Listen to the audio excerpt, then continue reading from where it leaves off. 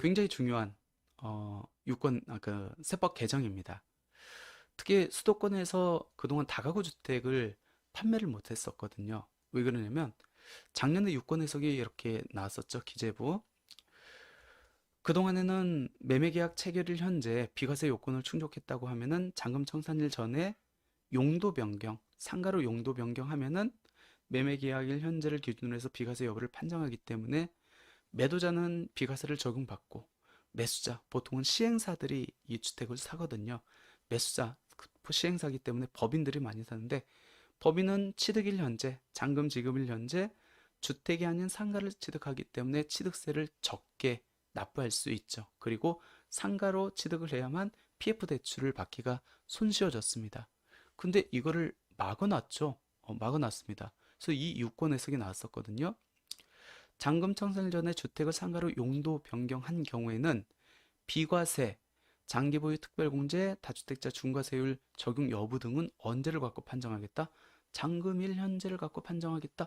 이렇게 유권 해석이 나오다 보니까 그동안에는 관행적으로 취득일 현재 비과세 요건을 취득했다고 매매 계약일 현재 비과세 요건을 충족했다고 하면은 매도자는 비과세를 적용받고 매수자는 상가로 취득해가지고 PF 대출 받고 그다음에 취득세도 적게 내고 이해관계가 맞았었는데 이 이해관계가 틀어졌습니다. 그래서 수도권에 있는 다가구 주택들이 거래가 안 됐었죠.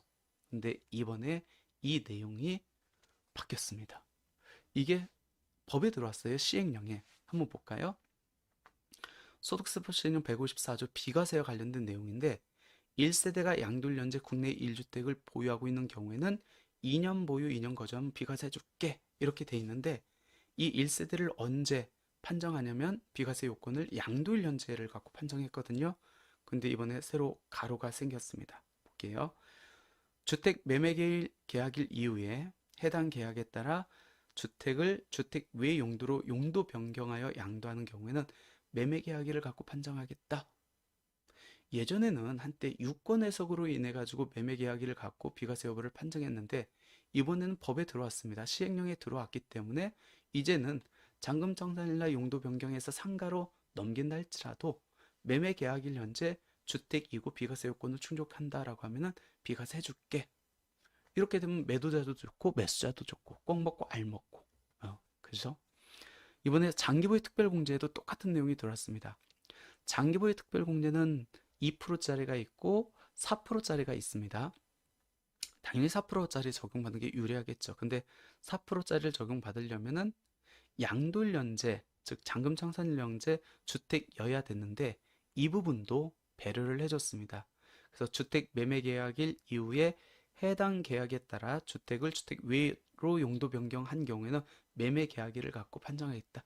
이때를 갖고 판정하고 그러면은 1주택이고 2년 이상 보유했으면 4% 장특공제도 적용받을 수 있다라는 겁니다.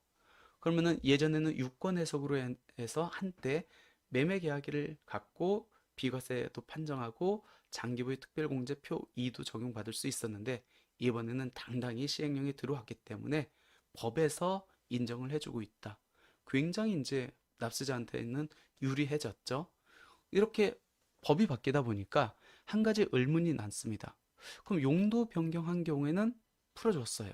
1세대 1주택자가 매매계약 체결일 이후에 잔금 청산일 전에 상가로 용도 변경했다. 그래도 나는 비과세를 받을 수 있다. 문제는 그러면 멸실한 경우에는 어떻게 됩니까? 라는 거예요. 매매계약일 현재까지 나는 1세대 1주택 비과세 요건을 충족했어요. 근데 시행사, 매수자가 이 주택 건물 멸실해줘. 그래야 살 거야. 라고 해가지고 토지로 잔금을 청산했다. 이때는 법에 아까 멸실한 경우 있어요, 없어요? 없습니다. 조심하셔야 돼요. 그러면 없다는 거는 뭐 어떤 내용이죠? 이때는 유권 해석, 작년 11월 달에 나온 유권 해석을 준용해가지고 잔금 청산일을 갖고 판정해야 된다. 근데 잔금 청산일에는 어떤 걸 팔았어요? 토지를 팔았죠. 비과세가 돼야 안 돼요? 안 된다는 겁니다. 그렇기 때문에 1세대 1주택자인 상태에서 매매 계약을 체결했다. 그러면 잔금 청산일 전에 용도 변경, 상가로 용도 변경했다. 그건 인정해 주는데 상가를 멸실했다, 건물을 멸실했다. 그런 경우에는 비과세를 못 받기 때문에 특히 주의하셔야 됩니다. 특히 우리 중개사님들 거래할 때 이건을 모르고 있으면 실수하기 딱 좋거든요. 그렇기 때문에 이 부분 용도 변경한 경우는 인정되지만 멸실한 경우에는 비과세를 못 받는다. 이 부분 꼭 기억하고 있기 바랍니다. 물론 아직 시행령이 공포되지는 않았습니다. 지금 입법 예고에 있거든요.